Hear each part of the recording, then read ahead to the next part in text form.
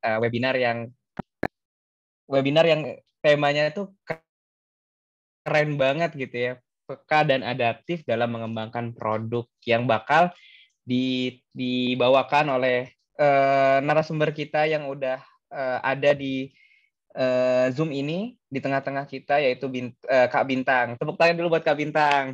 Nggak apa-apa kalau mau tepuk tangannya virtual, bisa kasih satu emoticon tanda tangan tepuk tangan, biar Kak Bintang nih kita kasih semangat, biar nanti untuk ngedeliver isi materinya tuh dengan semangat, dengan kesenangan yang maksimal lah ya, bisa dibilang.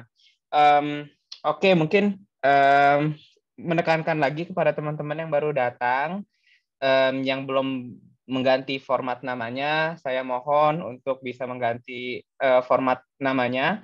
Gimana formatnya? Formatnya dengan nama _ asal kota. Contohnya tadi ada misalkan saya, sama yuk kita bareng-bareng ya biar kita kenalan dulu. Dan juga bagi teman-teman juga nih yang bisa nyalakan kamera, biar nggak kita doang nih, saya sama Kak Bintang aja yang nyalain kamera, bisa nyalain kamera masing-masing ya, biar mungkin kita sekalian ngobrol dulu nih di 5 menit pertama tentang apa aja sih yang diharapkan dan sebagainya. Jadi ayo teman-teman buka kamera, biar nanti Kak Bintang juga bisa ngeliat nih calon-calon orang sukses nih gimana sih mukanya yang ikut acara ini. Ya Kak Bintang ya. Oke. Ya sudah, mungkin dari Indra Gunawan boleh disampaikan pertanyaannya, atau ada yang bisa dibantu? Oh enggak. Oke. Oh, enggak. Wah, ada Rahmat dari Jakarta. Selamat siang. Halo, selamat siang. Assalamualaikum. Selamat siang. Waalaikumsalam. Nih siang-siang nih kayaknya udah pada selesai makan, harusnya pada semangat nih. Nih Rahmat kayaknya nih udah makan 3 porsi ya, Mat ya? Iya nih habis segelas. Oke, ya ada segelas. Oh, belum makan. Oh, lagi belum makan. Oke. Ya udahlah ya, Rahmat, semangat. Jangan sampai ketiduran nih, soalnya acara ini nggak Rahmat doang ya, buat teman-teman juga yang belum juga nggak apa-apa, jangan sampai ketiduran ya. Soalnya tema kali ini tuh luar biasa, peka dan adaptif dalam mengembangkan produk. Oke, sebelum kita lanjut ke slide selanjutnya, saya mau menyampaikan bahwa acara ini hasil dari kerjasama dengan Cakap. Kalau Farhan rasa teman-teman di sini udah pada tahu Cakap ya, cuman Farhan di sini pengen ngejelasin bagi yang nggak tahu, Cakap itu adalah salah satu platform terbesar di Indonesia dalam sektor bahasa dan vokasi. Jadi teman-teman yang kesempatan mendapatkan voucher Cakap English Club. Yuk kita tepuk tangan Cakap. Jadi teman-teman bakal dapat voucher nih setelah menyelesaikan acara ini. Don't worry, kalian nanti hanya perlu mengisi rangkaian absensi ya Kak Bintang ya, saya Kak Iwan, sehingga nanti bisa lewat email mendapatkan sebuah voucher untuk Cakap. Oke. Mungkin operator bisa kita lanjut ke slide-nya.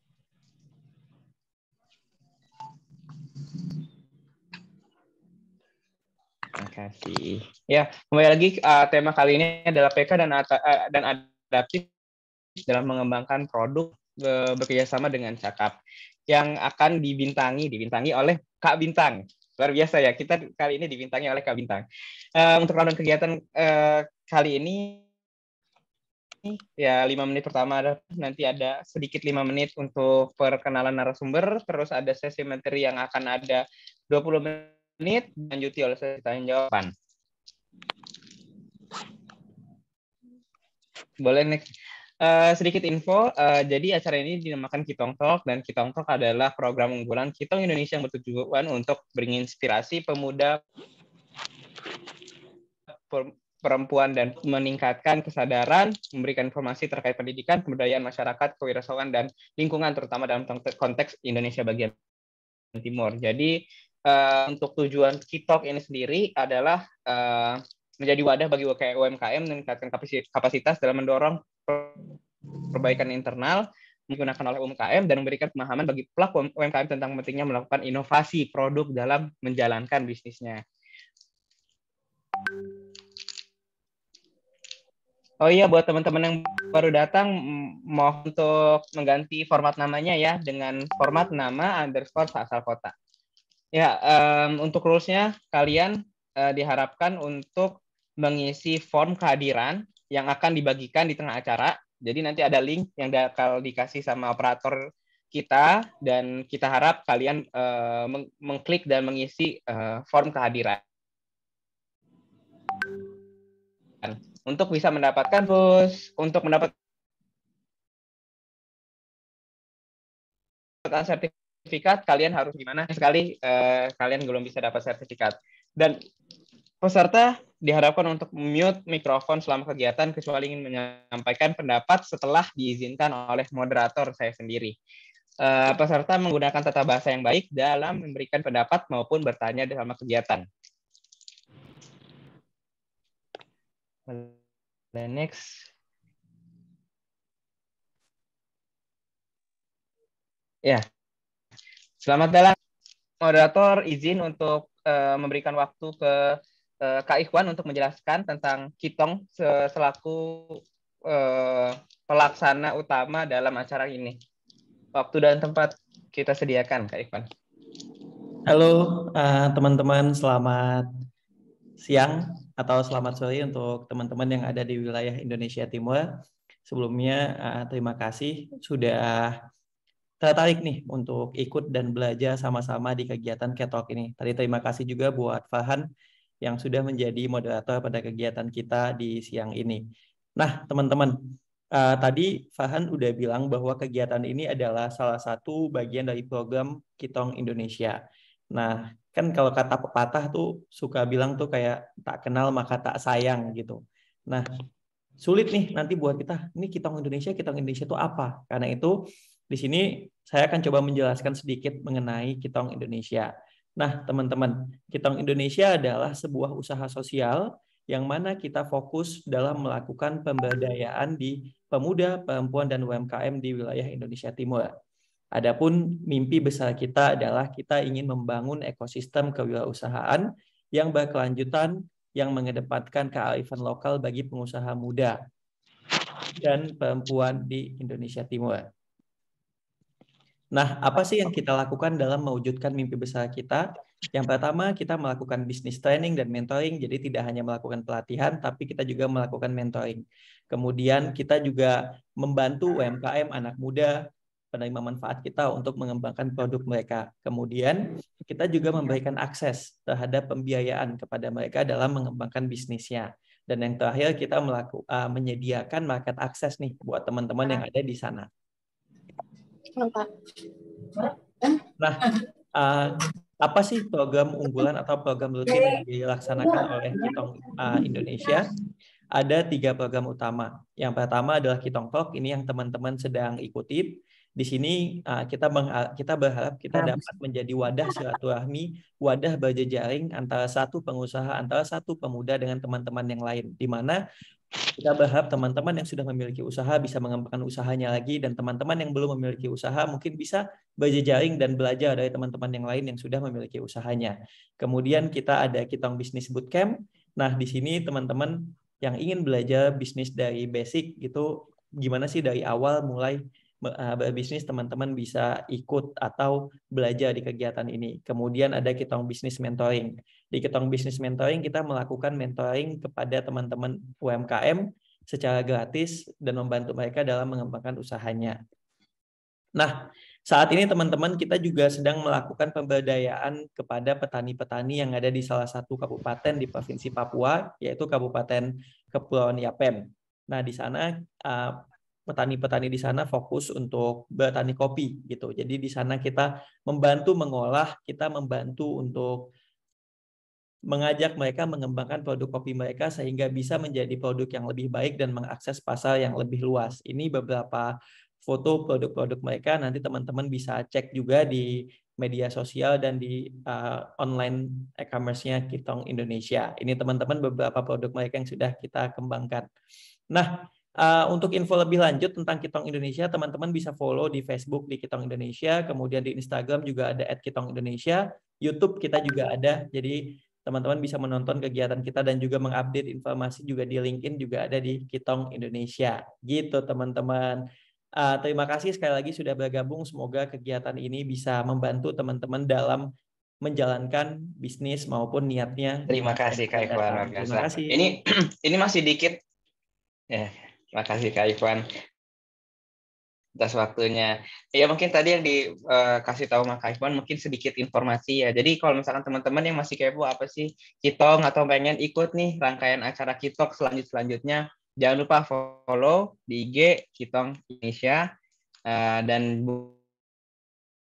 buka aja kalau misalkan kalian kepo kita tentang informasi apa yang kita berikan kepada masyarakat, bisa terus aktif ikut acara dari Kitong yang kita bakal sounding selalu di Instagram kita.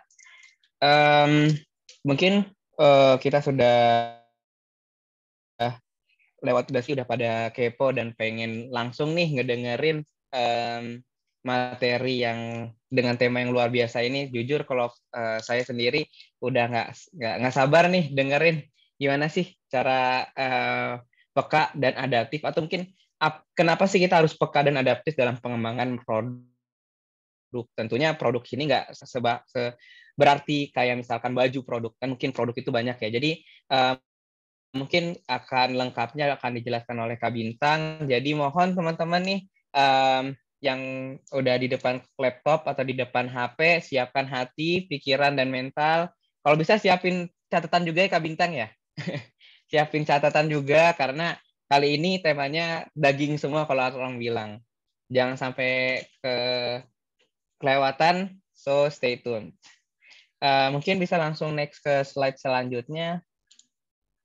Operator. Oh ya, untuk teman-teman yang belum mengganti format namanya, mungkin bisa ya dengan format nama underscore asal kota. Terima kasih teman-teman. Ya, sedikit perkenalan tentang tadi kan kita ngomong ya, Kak Bintang siapa sih Kak Bintang? Kenapa sih Kak Bintang ngisi acara dengan tema yang keren ini? Ya, sedikit penjelasan, Kak Bintang adalah CEO dari Kitong Indonesia. Kitong Indonesia yang menyelenggarakan acara ini, sekaligus beliau adalah alumni dengan gelar Master of Innovation Management from Chalmers University of Technology. Luar biasa kan, ini jadi langsung yang ngisi itu benar-benar orang yang ahli ya, jadi bukan kacang-kacangan lah kalau orang bilang. Jadi tetap stay tune seperti yang saya bilang, siapkan mental, hati, dan kita materi ini nggak bisa datang 2 kali gitu kalau orang bilang. Spesial untuk yang datang kali, dan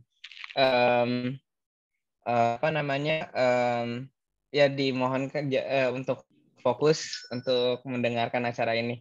Mungkin operator, mungkin sebelum melanjut ke Kak Bintang, ada mungkin poin buat challenge. Jadi kita akan ada challenge yang buat kalian semua nih, yang tentunya pasti ada hadiahnya. Nah, gimana sih Instagram challenge-nya? Mungkin dari teman-teman yang udah ngikutin Kitalk sebelum-sebelumnya udah tahu ya. Jadi ini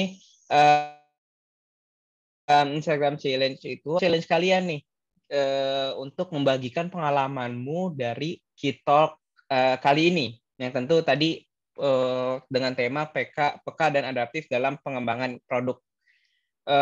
Gimana caranya? Kalian hanya buat story IG, tuliskan pengalaman di situ, entah nanti kalian mau screenshot, mau difoto atau gimana, dan jangan lupa mention Kitong Indonesia, Kitong Pukopi, Cakapcom, dan Bintang Rifani. Dan dari banyak story yang akan kalian berikan, atau mungkin ada 10 orang gitu, saya menang. Jadi ayo tulis semenarik mungkin, sekeren mungkin, sempurna mungkin, biar kalian bisa dapat hadiah yang tentu nggak kacang-kacang. Kalian akan mendapatkan bingkisan menarik langsung dari Kitong Indonesia.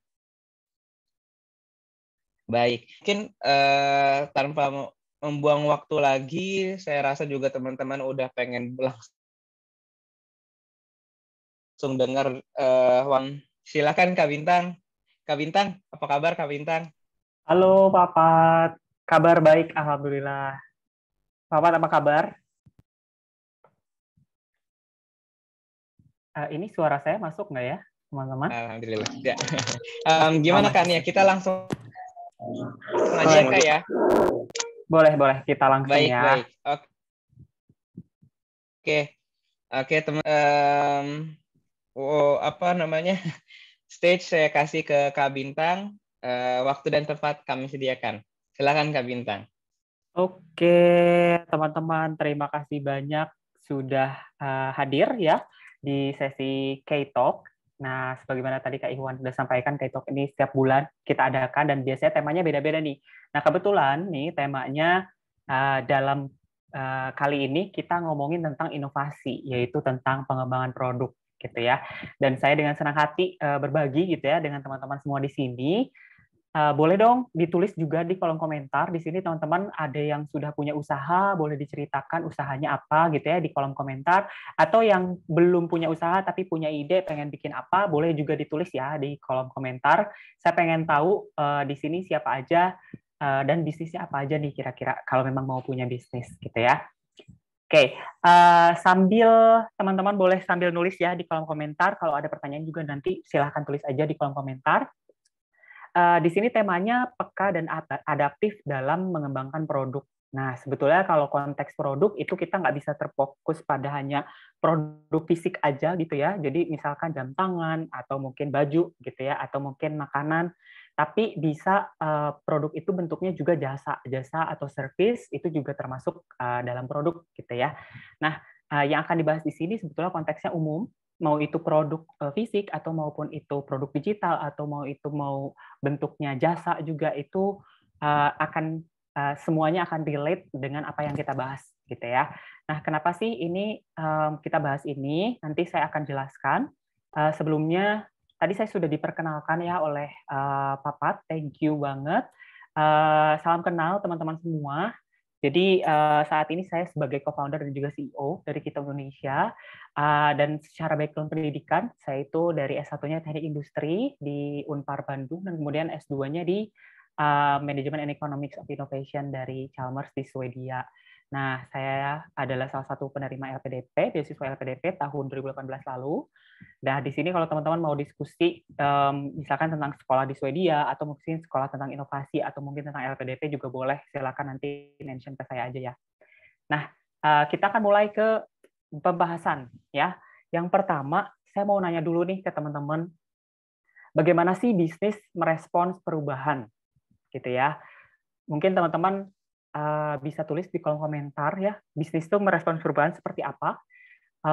Kalau misalkan kita boleh flashback lagi ya selama 2 tahun berlalu selama pandemi, walaupun pandemi tentunya adalah hal yang mengagetkan ya untuk seluruh pihak gitu ya, tidak hanya kita tapi juga bisnis juga gitu ya. Jadi ada banyak adaptasi yang harus dilakukan gitu ya.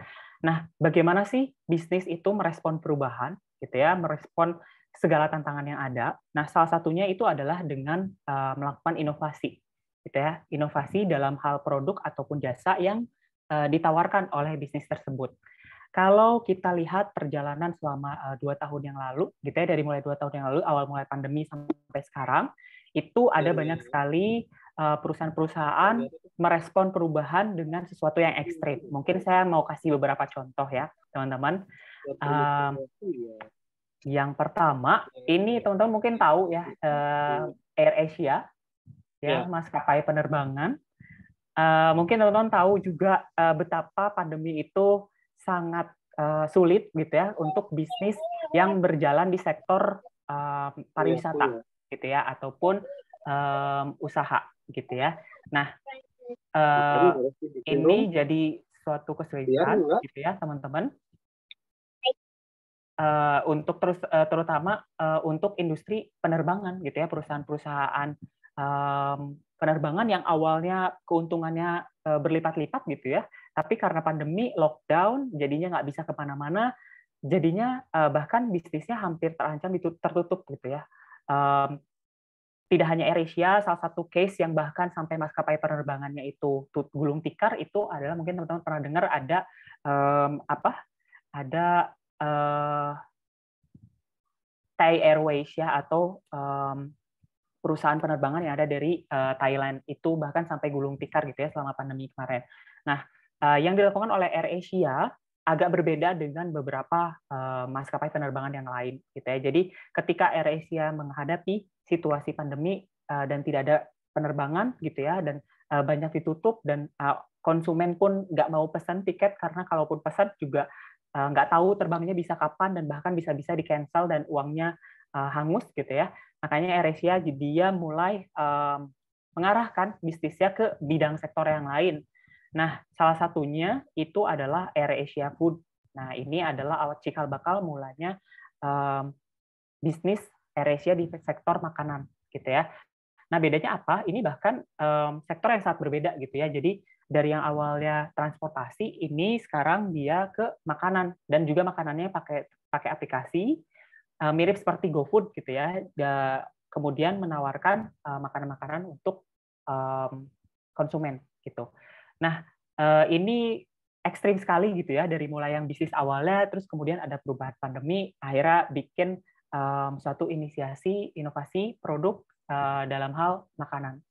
Nah, kalau ditanya kenapa sih makanan gitu ya, mungkin kalau teman-teman baca, ya salah satu aspek yang tidak akan pernah luput gitu ya, kalau misalkan itu pandemi pun berjalan, yaitu salah satunya adalah makanan gitu ya. Jadi semua orang tetap butuh makanan, cuma memang mungkin makanan jenis apa, terus habis itu bagaimana cara pengiriman makanan itu, atau mungkin penyajian makanan itu yang kemudian nanti berpengaruh gitu ya selama pandemi. Makanya AirAsia beralih ke sektor bisnis yang ini gitu ya. Dan sampai sekarang AirAsia Food ini jadinya masih jalan gitu ya. Jadi ini uniknya kalau diibaratkan pandemi itu ada blessing in disguise ya. Jadi ada keberkahan di balik suatu pandemi juga gitu ya. Dari yang awalnya sektor bisnisnya cuma satu, ya sekarang sektor bisnisnya jadi berkembang bahkan di sektor makanan. Itu salah satunya untuk yang AirAsia. Kemudian yang selanjutnya ini agak mirip-mirip juga. Ini startup di lokal ya, ada Traveloka. Traveloka mungkin kalau teman-teman tahu, itu kan aplikasi gitu ya untuk kita bisa pesan booking gitu ya, hotel ataupun pesan tiket pesawat ataupun tiket apapun itu gitu ya di Traveloka. Cuman karena pandemi kan pariwisata begitu terbatas gitu ya, dan juga tiket-tiket pesawat itu nggak laku banyak, begitupun juga dengan hotel gitu ya, sehingga yang dilakukan Traveloka ya dia menawarkan akhirnya suatu unit bisnis baru namanya Traveloka Eats. Ya hampir sama seperti yang dilakukan AirAsia. Dengan masih tetap dengan menggunakan, bedanya Traveloka ini masih tetap dengan menggunakan platform yang sama. Jadi masih tetap pakai apps-nya dia Traveloka, bedanya cuman munculin menu lagi Traveloka Eats, kemudian juga bekerja sama dengan vendor-vendor makanan gitu ya untuk bisa menyajikan makanan-makanan ke konsumen-konsumennya gitu. Nah, itu beberapa perusahaan gitu ya, yang satu skala internasional, yang satu skala nasional gitu ya. Bagaimana mereka merespon perubahan.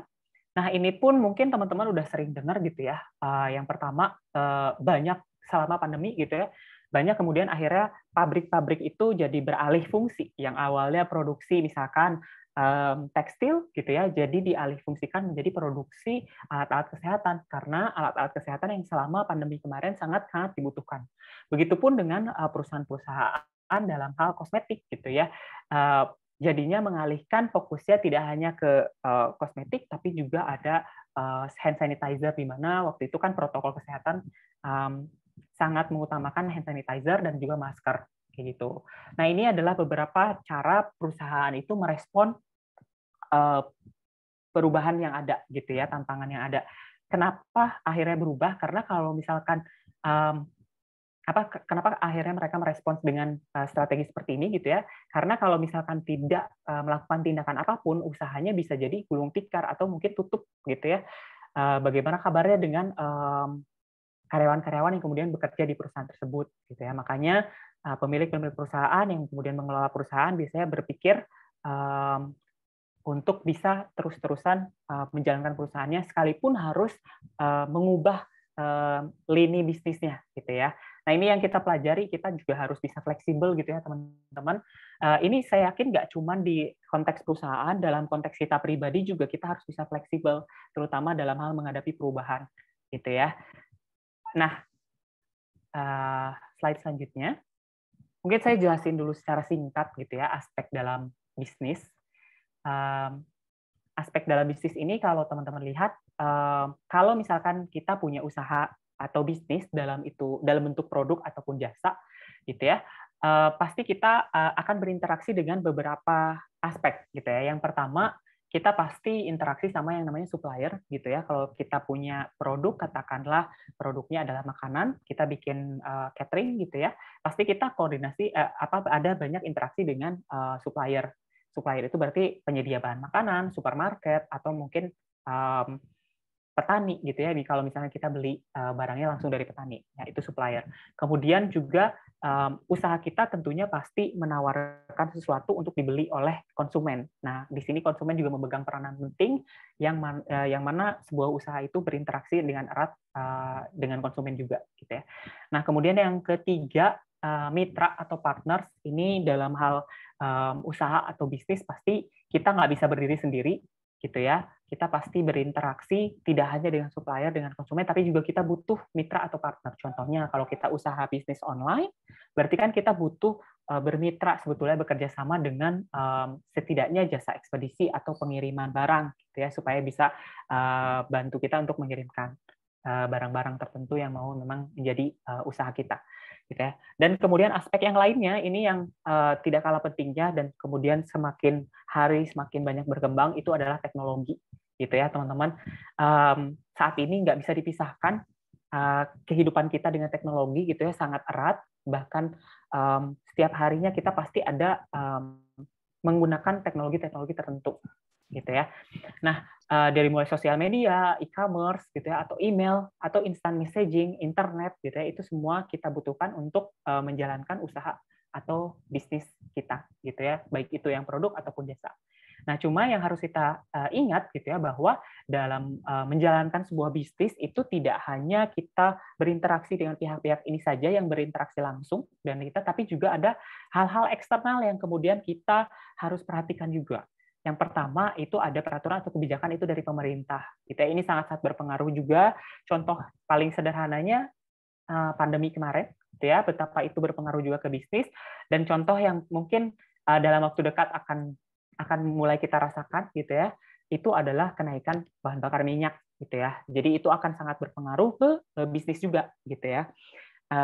Itu yang pertama, peraturan atau kebijakan. Kemudian yang kedua, kondisi ekonomi. Kondisi ekonomi ini misalnya contohnya kalau kemarin pada saat pandemi daya beli masyarakat berkurang gitu ya, kondisi ekonomi banyak terpuruk tidak hanya di Indonesia tapi juga negara-negara lain secara global, yaitu pada akhirnya juga akan berpengaruh ke bisnis kita gitu ya. Bagaimana kondisi masyarakat mau untuk membeli produk ataupun jasa kita gitu ya. Yang ketiga ini pandemi, sebagaimana tadi sudah dijelaskan gitu ya. Dan yang keempat itu kondisi masyarakat, serta yang kelima itu persaingan bisnis gitu ya. Persaingan bisnis ini juga perlu kita perhatikan. Kalau misalnya kita punya bisnis, kita nih sebetulnya pesaingnya itu siapa aja sih gitu ya. Mau itu yang skala kecil, mau itu yang skala besar gitu ya. Silahkan dipetakan karena apa yang dilakukan oleh pesaing kita itu sebetulnya bisa berdampak juga kepada bisnis kita gitu ya. Nah, karena setiap hal ini saling berkaitan gitu ya, jadi kita sebetulnya harus senantiasa untuk memperbaiki diri terus-menerus gitu ya dalam hal bisnis. Dalam hal produk harus dikembangkan terus produknya, dalam hal jasa itu juga harus dikembangkan jasanya gitu ya. Nah, nanti kita akan bahas sebetulnya kenapa sih kita perlu untuk melakukan inovasi produk gitu ya. Yang pertama, zaman itu terus berkembang, teman-teman.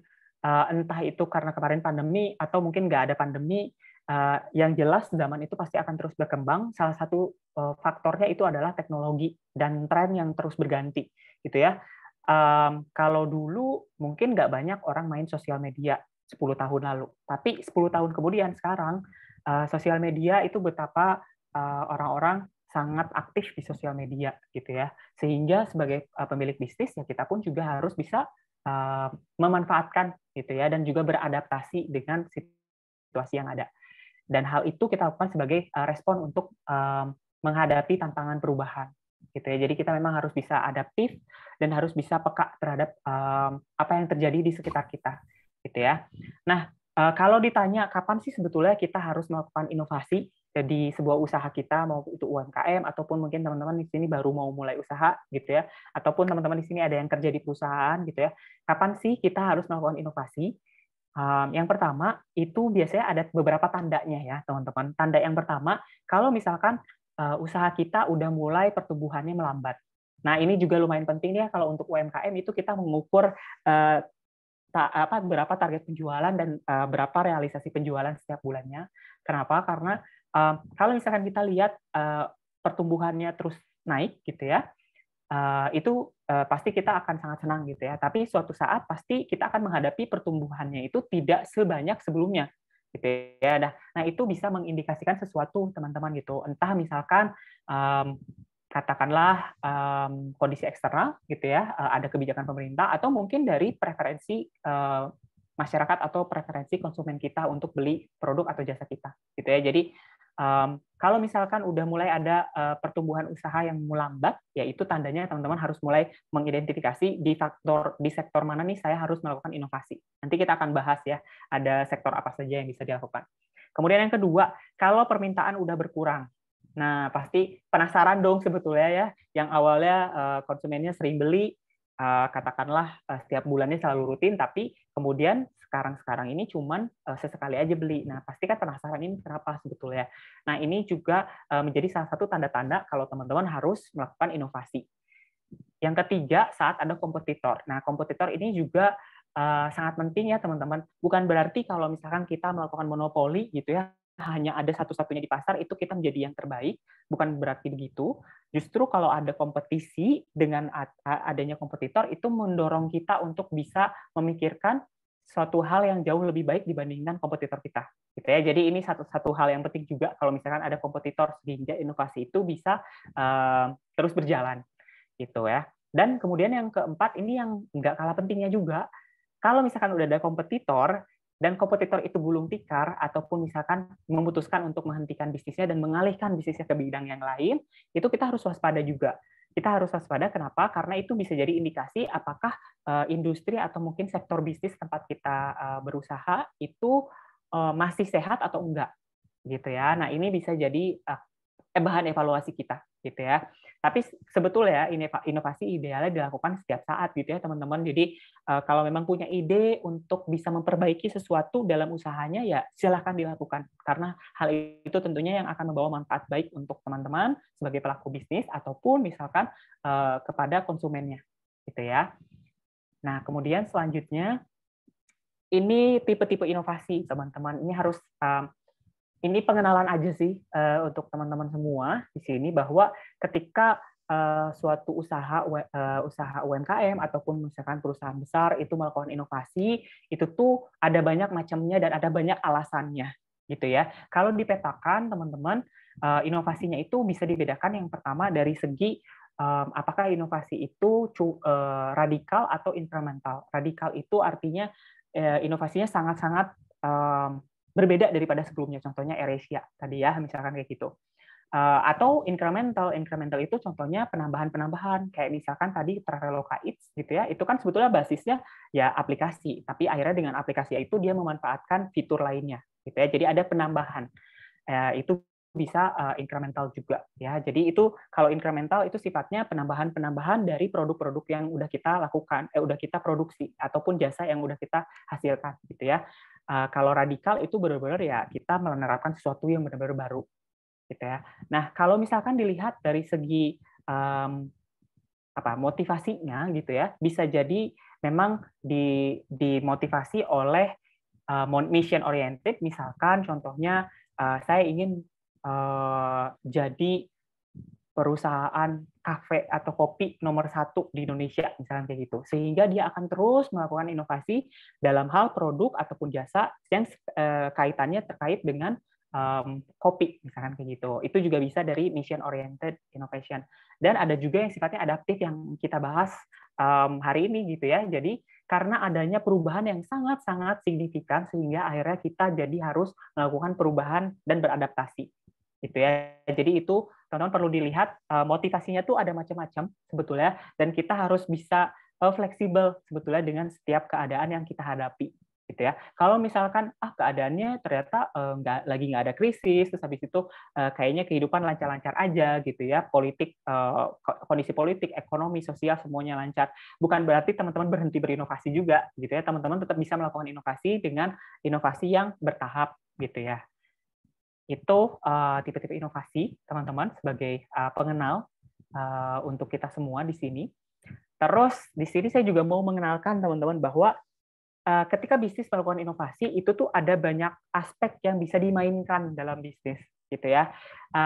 Di sini ada istilahnya 10 types of innovation atau 10 tipe inovasi gitu ya. Kalau teman-teman bingung nih, saya punya usaha, terus saya bingung sebetulnya saya mau usahanya inovasinya di bidang apa gitu ya. Nah, ini bisa jadi salah satu acuan. Tapi biasanya ini disesuaikan juga dengan kebutuhan dan juga kemampuan pribadi gitu ya. Kalau misalkan ternyata modalnya terbatas gitu ya, sehingga inovasinya tidak bisa yang terlalu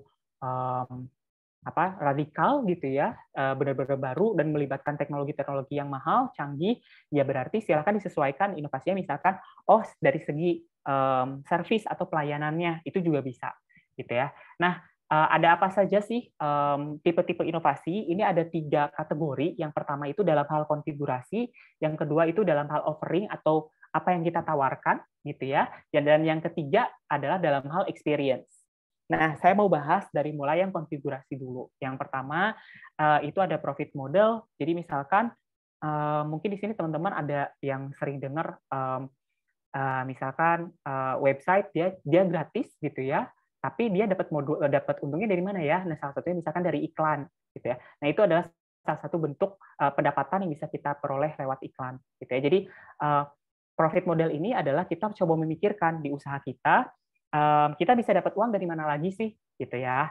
Terus kemudian yang kedua itu network, gimana kita bermitra sebetulnya dengan pihak-pihak yang lain sehingga kita bisa menawarkan sesuatu yang lebih gitu ya. Jadi kalau misalkan UMKM bisa juga misalkan melakukan kolaborasi, teman-teman misalkan punya produk katakanlah makanan gitu ya, mau misalkan bikin produk berkolaborasi gitu ya dengan UMKM lainnya di sektor lainnya, misalnya dalam bidang fashion gitu ya.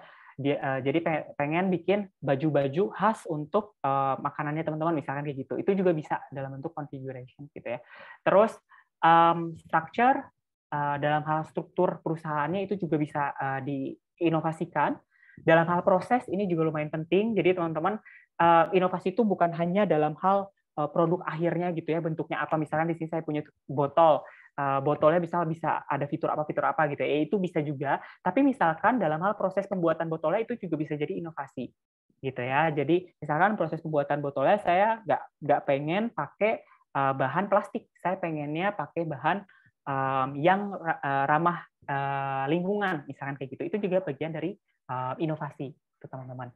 Terus yang kedua itu kategorinya offering, apa yang bisa kita tawarkan gitu ya, dalam hal produk, dalam hal sistem gitu ya. Kemudian yang ketiga ada experience. Ini mungkin kalau teman-teman sering main ke kafe, ini paling terasa ya kalau kita datang ke kafe A dan juga datang misalkan ke kafe lokal dan juga datang ke kafe katakanlah Starbucks gitu ya, yang skala internasional. Itu beda cara pelayanannya. Nah, itu bagaimana kita melayani itu juga bisa jadi salah satu inovasinya kita juga gitu ya. Channel itu adalah bagaimana kita menjual, bisa melakukan online atau offline. Offline juga macam-macam ya, bisa misalkan kita kerjasama dengan supermarket, kita titipkan barang di situ, itu juga bagian dari channel.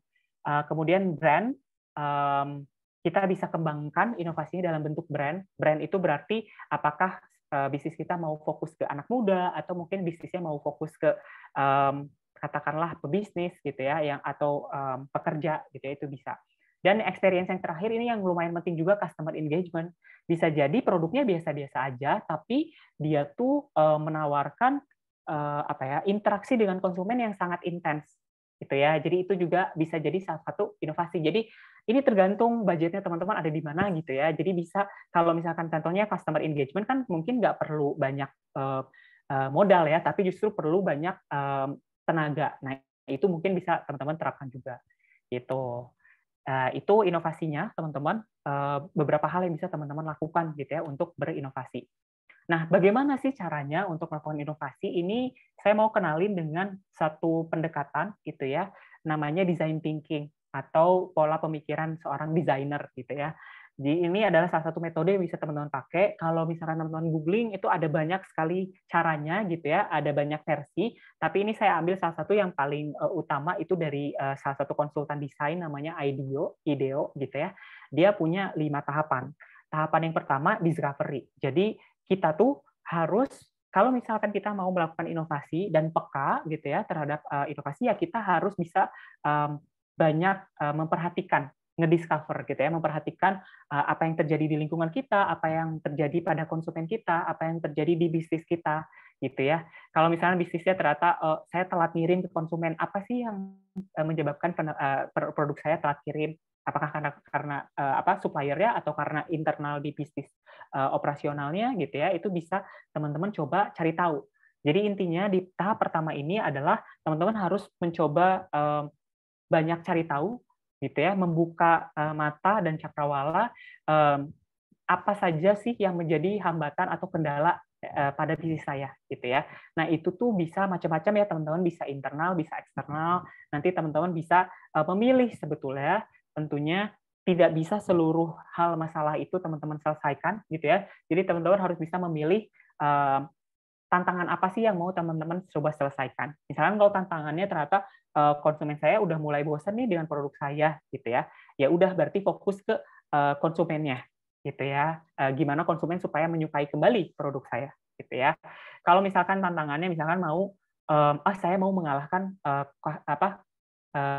kompetitor karena kompetitor yang awalnya di bawah saya gitu ya sekarang sudah jauh lebih berkembang. Nah, itu bisa juga jadi salah satu motivasi untuk teman-teman melakukan inovasi gitu ya. Jadi discovery itu jadi tahapan paling pertama. Kemudian yang kedua interpretasi.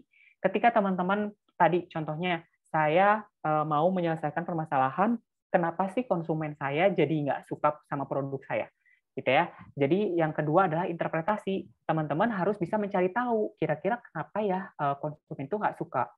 Apakah misalkan dengan menginterview beberapa atau misalkan bisa juga dengan coba cari tahu trennya sekarang kayak gimana gitu ya. Trennya anak muda atau mungkin trennya di kalangan katakanlah generasi-generasi yang sudah bekerja itu kayak gimana trennya. Kalau misalkan itu masih ada di dalam ranah bisnisnya teman-teman, silakan dicari tahu gitu ya. Jadi diinterpretasikan tadi masalahnya apa, diinterpretasikan. Kemudian ketika teman-teman sudah menginterpretasikan, coba dibuat sebuah ide yang bisa menyelesaikan masalah itu gitu ya. Dan kalau misalkan teman-teman udah punya ide, ini nggak cukup cuman dipikirin aja ya idenya, jadi harus bisa dieksperimentasikan. Jadi idenya itu harus bisa dituangkan entah misalkan dalam bentuk prototype gitu ya, atau misalkan kalau teman-teman misalkan di bidang UMKM-nya kuliner, ternyata konsumen saya bosan nih dengan menu saya mau coba cari kira-kira menu baru dan ya coba bikin tester gitu ya, tester menu barunya, kemudian coba misalkan testernya itu dikirim ke konsumen yang memang teman-teman percaya bisa memberikan feedback. Nah, ini feedback jadi salah satu hal yang penting untuk teman-teman coba pelajari di tahapan kelima, evolution. Jadi jangan sampai di tahap eksperimen saja. Jadi teman-teman harus bisa bisa menerima ketika memang ada masukan-masukan dengan produk-produknya kita gitu ya, dan kemudian terus memperbaiki hal-hal yang menjadi kekurangan gitu ya. Nah, mungkin di sini saya mau kasih lihat juga ini salah satu hal yang penting dalam design thinking ya, dalam kita merancang inovasi itu kita harus bisa memvisualisasikan kita tuh punya ide apa sih gitu ya. Nah, divisualisasikan itu bisa jadi dalam bentuk fisik, bisa jadi dalam bentuk digital, atau bisa jadi dalam bentuk experience atau pengalaman. Contohnya misalkan saya pengen deh, karena saya biasanya jualannya offline, jualan di toko, misalnya kayak gitu, saya pengen jualannya online deh gitu ya. Coba dibikin aja gitu ya toko online, dan coba ditawarkan ke konsumennya apakah dia mau membeli produknya secara online kayak gitu. Atau misalkan kalau experience prototype itu ya teman-teman memberikan suatu pengalaman. Contohnya misalkan saya memberikan 10 orang voucher untuk merasakan menu baru dari restorannya saya. Nah, itu juga bisa jadi experience prototype gitu ya. Jadi silahkan nanti disesuaikan saja dengan bidang bisnisnya teman-teman gitu ya. Tapi intinya dalam design thinking ini, kalau punya ide jangan dipendam sendiri, jangan hanya dipikirkan saja, tapi lakukan aksi gitu ya. Lakukan aksinya dengan cara membuat prototype gitu ya. Kita membuat eksperimen. Nah, dari eksperimen itu teman-teman silakan pelajari. Ini salah satu tips singkat sih sebetulnya, mungkin teman-teman udah sering dengar juga, ada istilahnya ATM ya, amati, tiru, dan modifikasi. Ini prinsip yang sudah banyak diterapkan oleh banyak pihak juga dalam hal bisnis ataupun non-bisnis gitu ya. Kita tuh harus bisa peka gitu ya dengan apa yang terjadi di lingkungan kita. Gitu ya. Kita harus bisa mengamati. Kemudian kalau misalnya teman-teman bingung nih, saya harus mulai dari mana ya? Bisa mulai dari mengamati dan juga bisa meniru, gitu ya. Kalau mungkin teman-teman di sini pernah baca bukunya Cleon tentang Still Like an Artist, gitu ya. Seorang seniman itu juga sebetulnya dia meniru dari seniman-seniman sebelumnya. Yang beda adalah dia kemudian menginterpretasikannya itu dengan original secara hasil karyanya secara original gitu ya dalam interpretasinya masing-masing gitu ya. Begitupun kita dalam hal bisnis. Jadi kalau kita punya ide ngelihat kompetitor misalkan di kota lain atau mungkin di negara lain gitu ya, oh dia bikin produknya kayak gini nih, saya mau coba gitu ya. Silakan ditiru. Dan juga nanti jangan lupa kalau tiru itu kan nggak bisa, jangan langsung plek-plek gitu ya. Tapi teman-teman harus bisa modifikasi. Kenapa perlu dimodifikasi? Karena belum tentu apa yang kita amati dan tiru itu bisa berhasil di bisnis kita atau usaha kita gitu ya. Jadi harus bisa dimodifikasi, disesuaikan dengan kapasitas dan juga bagaimana bisnis kita bekerja. Oke, kira-kira seperti itu dari saya ya, penjelasannya nggak begitu panjang. Bagaimana supaya kita peka dan adaptif, terutama dalam mengembangkan produk, gitu ya, supaya kita tetap bisa relevan dari waktu ke waktu dan kalau kita punya produk bisa terus disukai sama si konsumen kita. Gitu, Papat. Mungkin di sini teman-teman kalau ada pertanyaan boleh banget kita diskusi. Baik, Kak. Terima kasih banyak, Kak, atas materinya yang luar biasa, yang cukup mengagetkan. Maksudnya dalam artian kayak ya di samping banyak hal yang kita tekan, kuliah, kerja, sekolah, ternyata ada hal yang penting untuk bisa bisa mengupgrade apa yang kita sudah lakukan sampai saat ini gitu. Misalkan ada beberapa teman yang udah melakukan bisnis, sehingga bisnis kalian itu bukan jadi bisnis yang biasa ya Kak Bintang ya. Bisnis yang punya added value, yang bisa berkembang dan menyesuaikan zaman. Luar biasa. Enaknya kita diskusi aja. Jadi bagi teman-teman yang mau ada pertanyaan nih, mumpung ada Kak Bintang nih, kapan lagi nih bisa ketemu Kak Bintang, bisa langsung diskusi sama ahlinya langsung. Monggo teman-teman yang punya pertanyaan.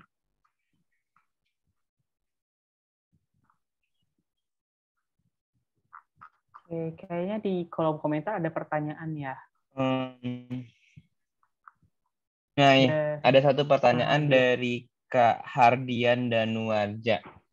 Boleh Kak Hardian boleh mungkin bertanya langsung atau saya sebutkan saja pertanyaannya. Bapak Hardian. Nah, sepertinya saya sebutkan. Oke, kenapa Kak? Di chat aja katanya. Oh, cukup di chat aja. Baik.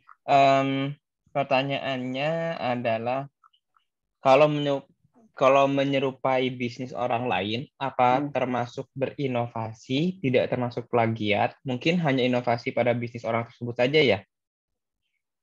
Oke. Mungkin saya mau kenalin istilah, teman-teman harus tahu gitu ya, istilah inovasi dan juga innovation dan juga invention gitu ya.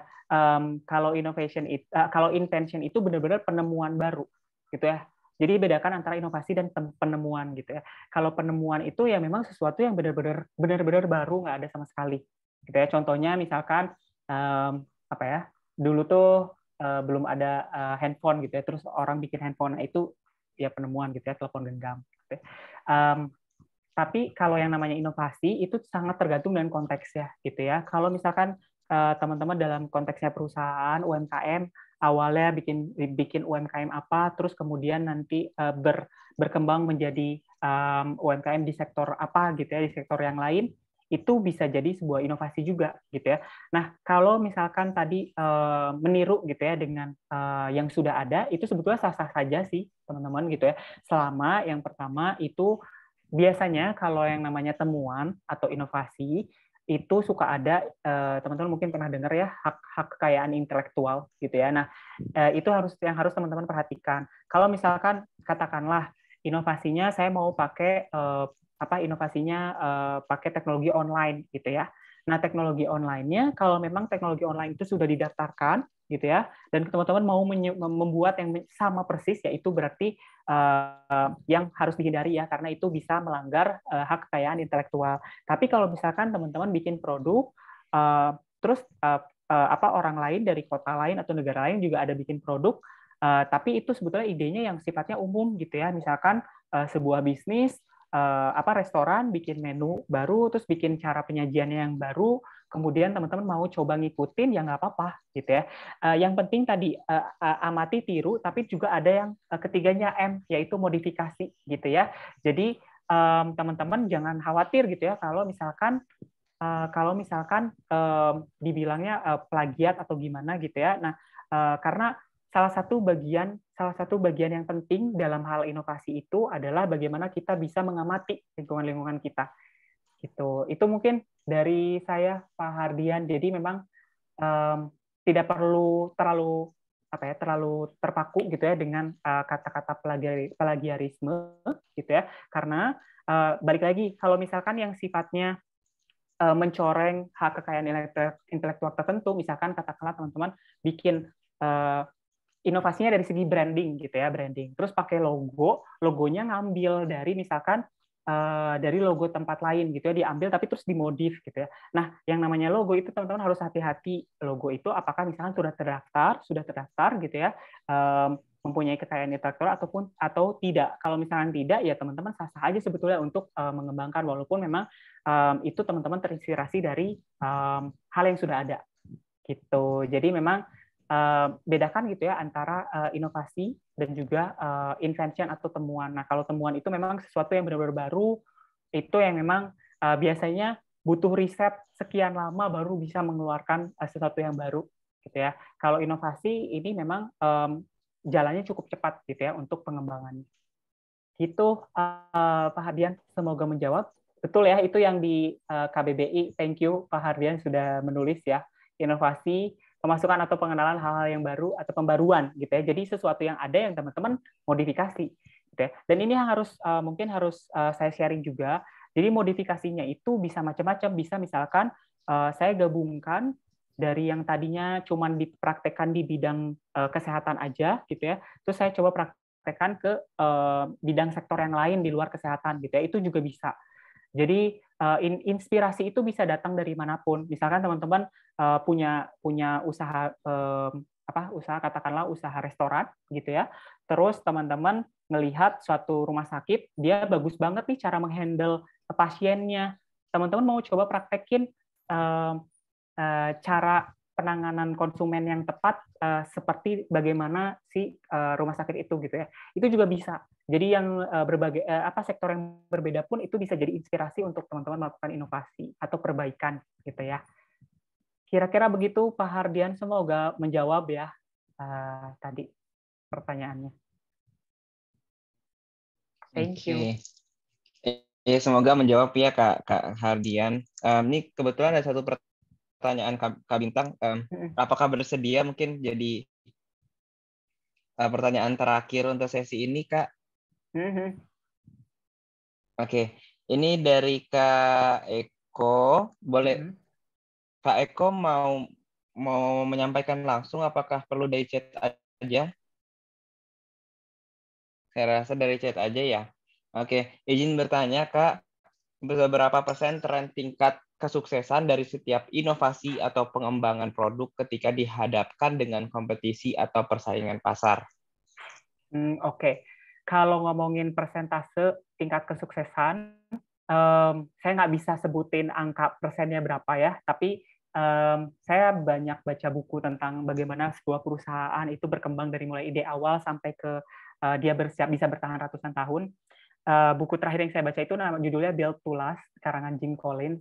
Di situ dia meneliti perusahaan-perusahaan yang sudah berjalan selama ratusan tahun, gitu ya. Contohnya misalkan perusahaan 3M atau P&G, itu kan perusahaan-perusahaan besar. Dulu mereka itu mulai dari sebuah ide yang sederhana, gitu ya. Nah, kalau misalkan dilihat selama perjalanannya itu berapa persen kesuksesannya, gitu ya, itu jauh lebih kecil, jauh lebih banyak yang gagal dibandingkan yang sukses, gitu ya. Kenapa? Karena untuk bisa sukses itu kan pasti kita harus banyak trial and error ya. Jadi kita harus banyak coba. Itu salah satu kunci dalam hal inovasi gitu ya. Jadi dalam hal inovasi itu teman-teman jangan takut untuk mencoba, jangan takut untuk gagal gitu ya. Jadi makanya tadi ada istilah prototyping. Jadi kalau punya ide itu dibuat dulu prototipe kecilnya, dicoba dulu dikirim ke skala kecil gitu ya. Dicoba dikirim, dilihat oh ternyata bagus nih responnya dari pasar. Silahkan baru kemudian diperbesar lagi. Apakah diperbesar kemudian bisa jadi lebih berhasil? Belum tentu. Bisa jadi malah ketika diperbesar malah gagal gitu ya. Nah itu sebetulnya gagal atau enggak itu bisa jadi banyak faktor gitu ya. Faktornya entah misalkan ternyata dari kondisi ekonomi masyarakat yang kemudian tiba-tiba jadi turun gitu ya, atau misalkan memang dari katakanlah ada proses internal kita yang salah. Nah itu adalah bagian kita untuk belajar sebetulnya gitu. Jadi kalau dilihat seberapa persen itu jauh lebih banyak yang gagal sebetulnya, inovasi itu jauh lebih banyak yang gagal dibandingkan yang berhasil. Maka dari itu kita tuh harus lebih sering untuk mencoba gitu ya, untuk trial. Terus jangan takut kalau misalkan gagal. Kalau teman-teman udah punya bisnis, mau bikin produk yang baru, silahkan dialokasikan sebagian resource-nya, entah itu dana ataupun tenaganya ataupun waktunya untuk bisa menguji coba gitu ya, diuji coba dulu gitu ya, diuji coba dulu skala kecil, kemudian dilihat perkembangannya. Kira-kira begitu Kak Eko dari Brebes. Terima kasih pertanyaannya, semoga menjawab ya. Jadi jangan takut kalau misalnya ternyata gagal, silahkan justru dipelajari apa yang bisa dipelajari dari kegagalan yang dihadapi, terutama dalam hal pengembangan produk. Okay. Thank you. Mungkin Kak Papat ini ada yang raise hand. Bisa di iya ini ada raise hand, mungkin Kak Armi Yonaldi bisa unmute speakernya. Halo Kak Armi, ada yang perlu ditanyakan Kak Armi? Ya halo. Silakan. Halo, silakan Kak.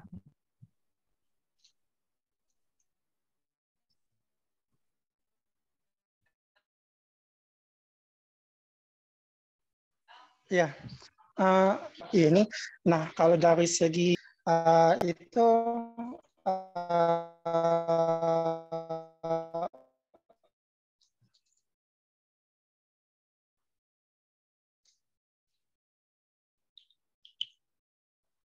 udah semua jenis produk apa namanya dari dijelaskan yang dari misalnya juga sempat disinggung juga kayak misalnya produk pakaian gitu kan.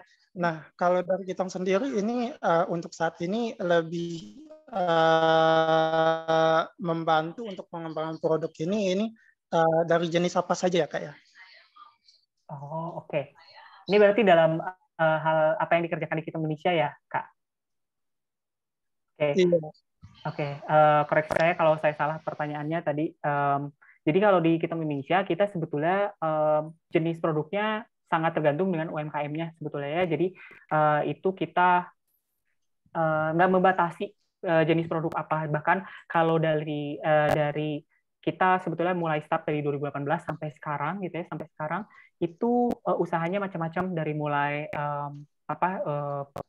kuliner gitu ya, fashion, kriya gitu ya, dan karya seni. Ada juga yang jasa gitu ya, itu kita bantu dalam hal pengembangan produknya. Nah biasanya dalam mengikuti kegiatan-kegiatan, nah, salah satunya ada kegiatan pelatihan yang biasanya kita lakukan gitu. Begitu Kak Armi. Jadi kita sebetulnya nggak membatasi, Nah, biasanya memang pengembangan produk yang kemudian kita coba usulkan gitu ya, dari segi pengembangan produk di UMKM-nya itu sangat tergantung dengan kemampuan UMKM tersebut dan juga sebetulnya core bisnisnya apa gitu ya. Jadi kalau core bisnisnya di bidang tadi ya fashion, ya berarti kita coba kembangkannya dalam hal line bisnis itu gitu ya. Tapi balik lagi kalau tadi dilihat ya tipe-tipe inovasi itu nggak cuma dari bajunya aja gitu ya hasil akhirnya, tapi juga bagaimana kita menawarkan produk itu ke konsumen, bagaimana kita bisa buat pengalaman-pengalaman yang lebih menyenangkan ketika konsumen berbelanja, itu juga salah satu bentuk inovasi. Jadi gitu Kak Armi, jadi bisa macam-macam gitu ya inovasinya, tidak hanya dalam hal produk akhir, tapi juga bisa dalam hal proses ataupun jasanya yang kita buat gitu Kak Armi. Baik, mungkin kalau boleh saya bertanya lagi nih, mungkin kalau untuk dari segi kuliner nih Kak, terutama makanan ini kan makanan ini kan otomatis kan bahan-bahannya otomatis kan dari pasar gitu kan sayurannya. Nah, kalau untuk mengembangkan produk dari segi makanan ini, kalau menurut Kakak ini lebih diutamakan dari penampilannya, maksudnya setelah makanan ini jadi, misalnya yang tadinya tampilannya kan macam-macam gini kan, misalnya yang makanan yang dijual di pinggir jalan pasti berbeda dengan makanan yang di restoran. Mungkin penampilannya aja udah berbeda. Nah, kalau menurut Kakak nih, yang lebih diutamakan untuk pengembangan produk ini di jenis makanan ini, apakah dari bahan dari makanan ini sendiri atau dari pengolahan makanan ini sendiri kalau dari Kakaknya? Oke, terima kasih banyak pertanyaannya Kak Armi. Bagus banget ya. Kalau saya boleh bilang, nggak ada jawaban yang pasti gitu ya untuk satu bisnis. Kalau boleh saya sharing juga, jadi ini pengembangannya itu bisa sangat tergantung dengan minatnya Kak Armi, gitu ya. Jadi Kak Armi misalkan punya keahlian atau punya minat di bidang apa, itu juga bisa jadi salah satu bagian yang jadi pertimbangan ya. Apakah bisnisnya mau dikembangannya di area mananya, gitu ya.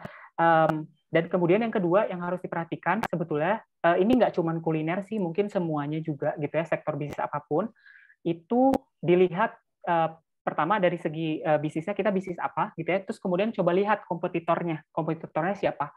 Nah, cara paling gampang sebetulnya untuk kita memacu inovasi adalah kita coba lihat kompetitor kita ngelakuin apa gitu ya. Jadi kompetitor kita nawarin apa sih gitu ya di makanannya, contohnya dalam hal makanan gitu ya, nawarin apa sih, mungkin dia harganya katakanlah lebih mahal, tapi ternyata dia dari segi kemasannya jauh lebih bagus. Nah, apakah berarti kita harus mengembangkan kemasannya juga gitu ya? Nah, itu sangat tergantung dengan preferensinya Kak Armi sendiri gitu ya. Kalau misalnya Kak Armi pengen, saya pengen memang kemasannya jauh lebih bagus dan jauh lebih meyakinkan kepada konsumen dan pengen ngalahin gitu ya si kompetitornya, itu boleh. Tapi kalau misalkan ternyata saya mau mengarahkan pengembangannya lebih ke katakanlah saya kemasannya biasa-biasa aja, tapi saya pengen rasa yang paling enak. Kalau rasa yang paling enak berarti kan bahan-bahan harus dipastikan yang paling bagus. Terus resepnya berarti harus dikembangkan lagi gitu ya. Terus coba di riset lagi, mungkin kayak ada secret recipe atau resep-resep bahan rahasia yang kemudian bisa membedakan antara produk kita sama produk kompetitor. Gitu Kak Armi. Jadi kalau dalam hal kuliner nggak bisa saya pukul rata harus dalam hal bahan gitu ya, harus dalam hal pelayanan atau dalam hal packaging. Itu semua justru bisa jadi pembeda antara bisnis teman-teman sama bisnis kompetitor gitu. Jadi ini silahkan nanti Kak Armi bisa ditelaah lebih lanjut lagi di usahanya, pengen diarahkan kemana gitu ya. Dan tadi ya kalau punya ide, dicoba dituangkan dulu, dibuat dulu prototipe skala kecil, dicoba diuji coba. Kalau misalkan tadi mau bikin plating atau kemasan yang jauh lebih bagus, dicoba dibikin kemasan dulu, misalkan katakanlah coba bikin satu kemasan dulu, coba ditawarkan ke konsumen gitu ya, konsumen tertarik ya dengan kemasan tersebut. Kalau misalnya ternyata bagus ya ini, saya pengen pesan jauh, dia pengen pesan jauh lebih banyak, berarti itu salah satu signal yang bagus untuk Kak Armi bikin produk innovation-nya dalam hal kemasan gitu Kak Armi, semoga menjawab ya. Oke. Baik. Kak Armi, terima kasih melihat waktu juga. Saya. Terima kasih. Masyarakat. Terima kasih Kak. Iya, makasih juga Kak Bintang atas jawabannya. Semoga menjadi inspirasi lah tadi sudah dikasih tahu study case-nya tentang gimana sih di restoran. Ternyata nggak sekecil itu ruang untuk berinovasi.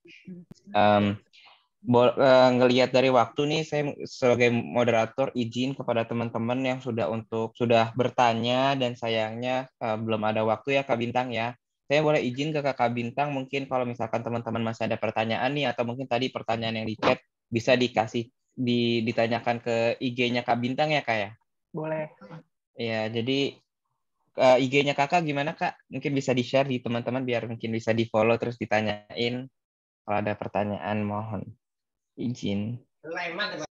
Bisa ke IG saya ini. Terus ini kayaknya udah ada pertanyaan. Mungkin nanti kalau ada waktu saya bisa tulis email gitu ya, ditulis nanti bahas ini dari Kak Dinda, terus habis itu ada dari Kak Hardian juga, nanti mungkin bisa saya respon di luar dari ini. Baik. Jadi ditunggu ya teman-teman, jangan berkecil hati. Dan yang belum bertanya juga bisa langsung bertanya di IG-nya Kak Bintang ya Kak ya, bisa di DM kapan aja. Kak Bintang mah baik, insya Allah. Ya Kak. Ya mungkin sebelum kita menutup acara selanjutnya, alangkah baiknya kita foto dulu kali ya, sebagai dokumentasi. Jadi teman-teman nih yang belum buka kameranya, coba yuk kita buka kamera bentar aja, sampai 5 menit kita foto bareng bersama.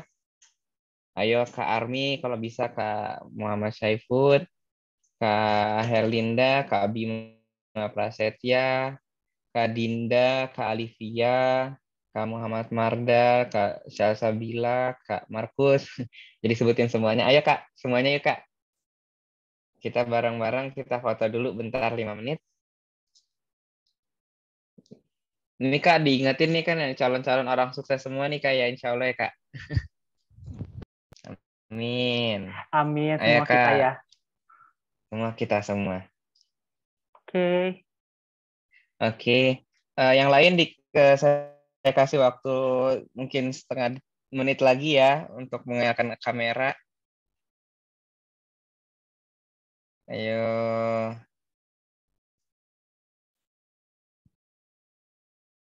Oke, saya rasa cukup ya Kak. Kak operator mungkin bisa mengambil screenshot. Nggak usah di 1, 2, 3 ya, bukan foto bersama, tapi nggak apa-apa. Ya 1, 2, 3. Ayo gaya bebas. Wait, bentar. Ada halaman keduanya. Oke. Oh, oke. 1, 2, 3. Sekali lagi. Wait. 1, 2, sebentar. 1, 2, 3. Baik, sekian sesi foto kita ya. Sebagai penutup saya ucapkan terima kasih banyak, terutama kepada Kak Bintang sebagai terima kasih narasumber pada kali ini. Iya, makasih juga buat teman-teman yang udah mau ngeluangin waktu untuk bisa meramaikan acara, ikut bersama meramaikan acara ini, dan juga tak lupa terima kasih juga kepada Cakap. Jadi bagi teman-teman yang pengen tahu Cakap itu apa, langsung aja follow IG-nya cakap.com, Cakap COM. Terima kasih banyak atas kerjasamanya, sehingga kalian bisa nih nanti bagi yang udah mengisi form bisa mendapatkan voucher dari Cakap. Semoga bermanfaat, dan jangan lupa kita ada challenge Instagram. So bagi teman-teman yang tadi lupa atau mungkin udah ngecatat nih isi-isi materi yang sudah disampaikan Kak Bintang, ayo kita upload di story IG, terus mention IG-nya Kitong Indonesia, Kitok Kopi, Cakap.com, dan Bintang Rifadi, maaf Kak, Bintang Rifadi. So jangan lupa teman-teman, lumayan dapat 1 bingkisan kopi yang enak banget, top rekomendasi. Dan sebagai penutup saya ucapkan kembali lagi terima kasih ke semua ya sudah ikut meramaikan acara ini. Semoga yang diberikan dan yang memberikan menjadi berkah dan menjadi ilmu yang bisa disampaikan ke orang lain juga ya Kak ya. Jangan Iya, kita betul, doang, betul. sampaikan ke teman-teman terdekat. Karena penting untuk kita berinovasi gitu. Kita lihat orang-orang sukses sekarang, orang-orang yang bisa berinovasi gitu. Oke, sekian dari saya. Saya sebagai moderator, mohon maaf jika ada salah kata dan kebenaran hanya milik Tuhan yang di atas. Saya ucapkan terima kasih dan permisi. Assalamualaikum warahmatullahi wabarakatuh. Waalaikumsalam warahmatullahi wabarakatuh. Terima kasih banyak teman-teman semua. Sehat-sehat ya.